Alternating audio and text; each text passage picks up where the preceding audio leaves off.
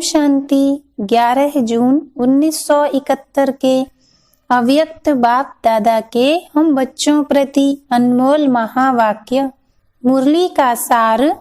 तीनों ही लोकों में बाप दादा के समीप रहने वाले रत्नों की निशानियां। बाबा ने कहा, यह कौन सा ग्रुप है? इस ग्रुप को सजाकर क्या बनाया है? बदलकर और बनकर जा रही है ना, तो इन्हों को बदलकर क्या बनाया है? अपना जब साक्षात्कार करेंगी कि हम क्या बने हैं, तब तो औरों को बनाएंगी। यह ग्रुप समझता है कि हम रूहानी सेवाधारी बनकर जा रहे हैं। सभी अपने को सेवाधारी समझकर सेवा स्थान पर जा रही हो, वह अपने अपने घर में लौट रही हो।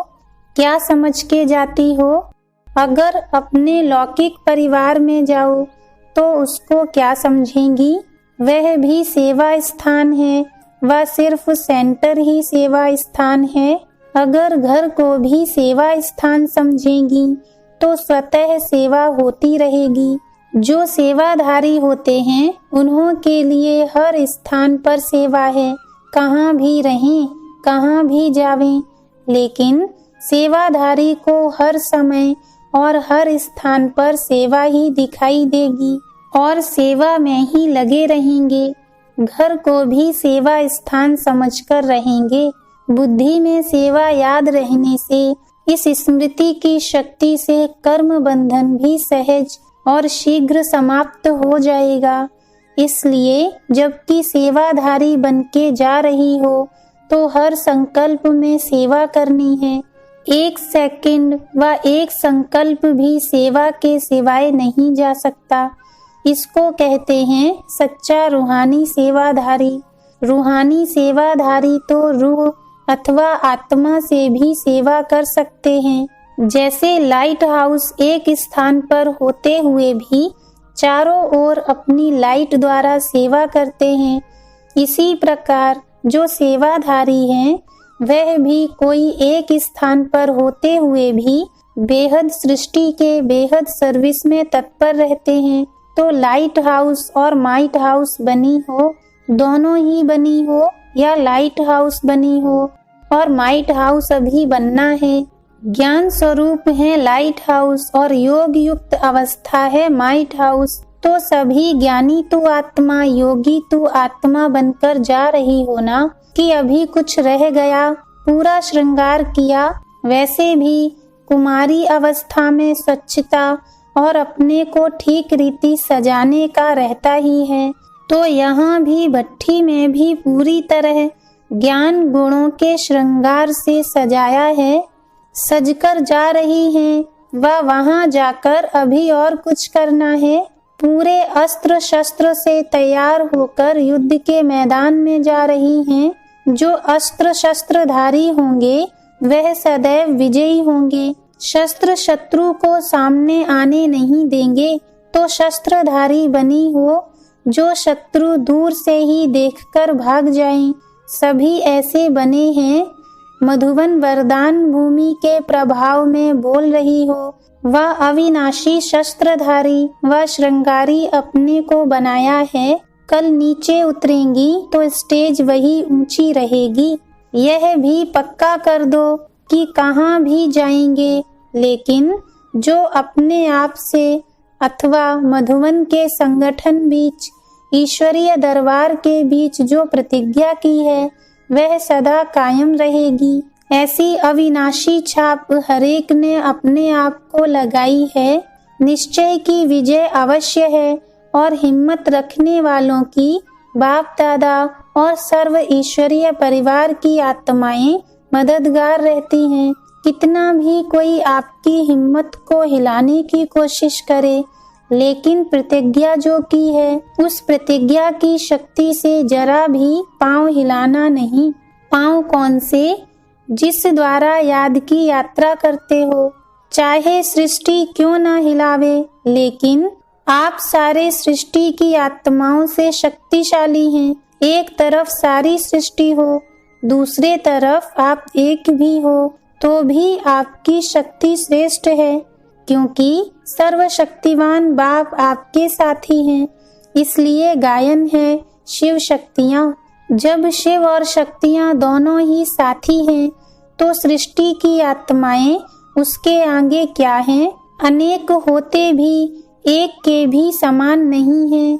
इतना निश्चय बुद्धि व प्रतिज्ञा को पालन करने की हिम्मत रखने वाली बनकर जा रही हो ना। प्रैक्टिकल पेपर होगा, थ्योरी का पेपर तो सहज होता है। किसको सप्ताह कोर्स कराना व म्यूजियम या प्रदर्शनी समझाना थ्योरी का पेपर है, लेकिन प्रैक्टिकल पेपर में जो पास होते हैं वही पास विद ऑनर होते हैं। जो ऐसे पास होते हैं वही बाप दादा के पास रहने वाले रत्न बनते हैं। तो पास में रहना पसंद करती हो व दूर से देखना पसंद आता है, पास विद ऑनर बनेंगे, यह भी हिम्मत रखनी है ना।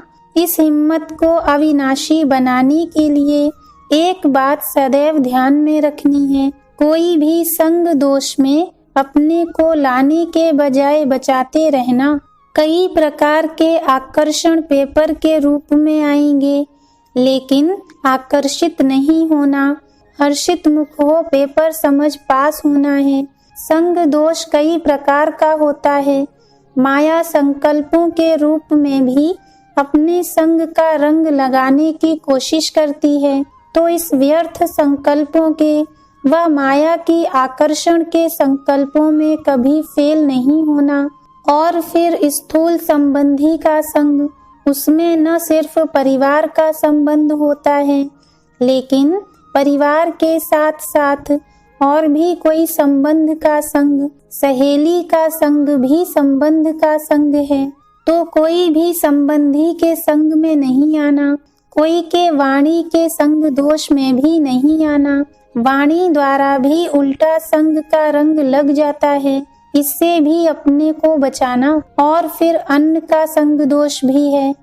अगर कभी भी किसके भी समस्या अनुसार व कोई संबंधी के स्नेह के वश भी अन्न दोष में आ गई, तो यह अन्न भी अपने मन को संग के रंग में लगा देता है, इसलिए इससे भी अपने को बचाते रहना। कर्म का संग भी होता है, इसलिए इससे भी अपने को बचाते रहना, तब पास विद ऑनर बनेंगी।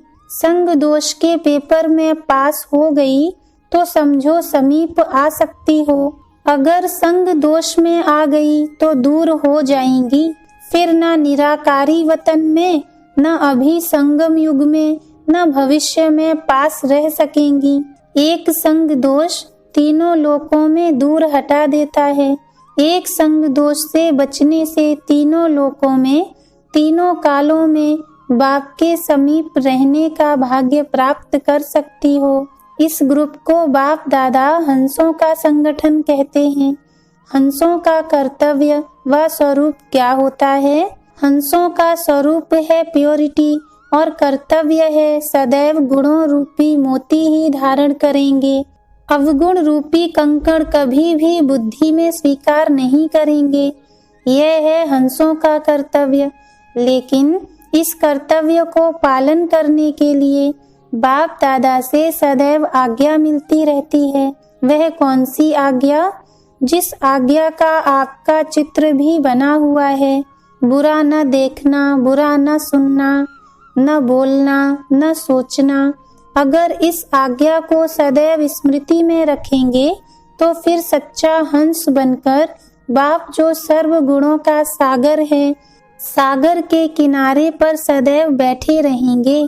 तो अपनी बुद्धि को सिवाय ज्ञान सागर बाप के और कहाँ भी ठिकाना न देना, क्योंकि हंसों का ठिकाना है ही सागर। तो अपने को हंस समझकर अपनी प्रतिज्ञाओं को पालन करती रहना। समझा? मोती और कंकड़ दोनों को छांटना सीखा है। कंकड़ क्या होता है, रत्न क्या होते हैं, नॉलेजफुल तो बनी होना। अब देखेंगे यह हंस क्या कमाल कर दिखाते हैं। हंसों का संगठन न चाहते हुए भी अपनी तरफ आकर्षित करता है। तो संग दोष से बचना है और ईश्वरीय संग में रहना है। अनेक संग छोड़ना, एक संग जोड़ना है। ईश्वरीय संग सिर्फ शरीर से नहीं होता, लेकिन बुद्धि द्वारा भी ईश्वरीय संग में रहना है। बुद्धि सदैव ईश्वरीय संग में रहे और स्थूल संबंध में भी ईश्वरीय संग रहे। इस संग के आधार पर अनेक संग दोष से बच जाएंगे। सिर्फ ट्रांसफर करना है, कोमलता को कमाल में परिवर्तन करना। कोमलता दिखाना नहीं, सिर्फ संस्कारों को परिवर्तन करने में कोमल बनना है। कर्म में कोमल नहीं बनना, इसमें तो शक्ति रूप बनना है। अगर शक्ति रूप का कवच सदैव धारण नहीं करेंगी तो कोमल को तीर बहुत जल्दी लग जाएगा। तीर भी कोमल स्थान पर ही लगाते हैं, इसलिए अगर शक्ति स्वरूप का कवच धारण करेंगी तो शक्ति रूप बन जाएंगी। फिर माया का कोई तीर लग नहीं सकेगा। कर्म में कोमल नहीं बनना, सिर्फ मोल्ड होने के लिए रियल गोल्ड बनना है। चेहरे से, नैन चैन से कोमलता नहीं लाना। यह सभी बातें स्मृति में रख पास विद ऑनर बनना है। इस ग्रुप में प्रैक्टिकल सबूत दे। सबूत बनने वाले उम्मीदवार रत्न दिखाई देते हैं। हर एक को एक दो से आगे जाना है। दूसरे को आगे जाता देख हर्षित नहीं होना है। सिर्फ दूसरे को देखते रहेंगे तो भक्त हो जाएंगे। भक्त लोग सिर्फ देख देख उनके गुण गाते खुश होते हैं। तुमको भक्त नहीं बनना है। ज्ञान स्वरूप और योग युक्त ज्ञानी तू आत्मा और योगी तू आत्मा बनना है। अब पेपर की रिजल्ट देखेंगे। जो प्रैक्टिकल सबूत देंगे वह फर्स्ट नंबर आएंगे। जो सोचते रहेंगे तो बाप भी राज्य भाग्य देने के लिए सोचेंगे। जो स्वयं को स्वयं ही ऑफर करते हैं उनको बाप दादा भी विश्व की राजधानी का राज्य भाग पहले ऑफर करते हैं। अगर अपने को ऑफर नहीं करेंगे तो बाप दादा भी विश्व का तख्त क्यों ऑफर करेंगे। अपने को आपे ही ऑफर करो तो आफरीन कही जाएगी। गैस के गुब्बारे नहीं बनना, वह बहुत तेज उड़ते हैं लेकिन अल्पकाल के लिए। यहाँ अपने में अविनाशी एनर्जी भरना, टेम्परेरी ऑक्सीजन का आधार नहीं लेना। अच्छा, ओम शांति।